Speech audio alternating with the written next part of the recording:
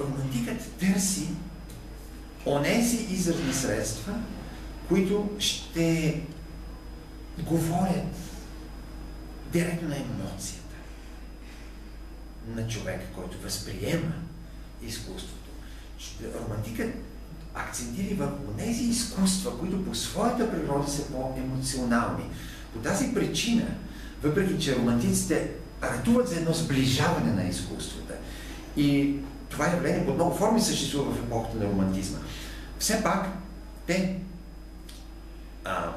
иерархизират изкуствата, като поставят на върха на тази скала, най-отгоре, не драмата, както това е било в епохата на просвещението. Не някое словесно изкуство, а музиката. Защото музиката всъщност може да изрази неизразимото. Защото музиката всъщност се отказва от словесни формулировки, защото музиката не борави с понятията. И всъщност тя отива отвъд всичко, което може да бъде формулирано. Защото в музиката, нека така да го кажем по един малко по-банален начин, се говори от сърце на сърце.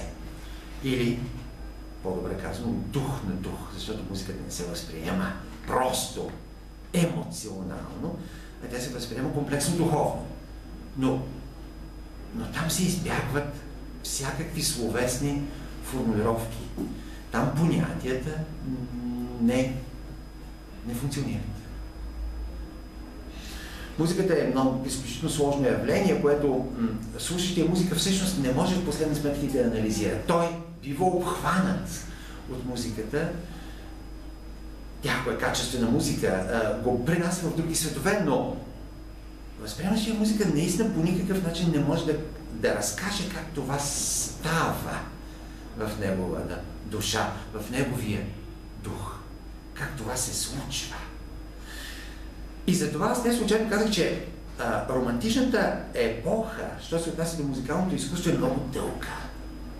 Тя обхваща целия 19 век и дори някои явления от 20 век. Затова защото всъщност романтизм по своята природа, като силно емоционално явление, като явление силно интуитивно, в което въображението и фантазията действат, в което действат онези специфики на човешкия дух, които не са свързани с рационалното. Романтизма импонира най-много на музикалното изкуство.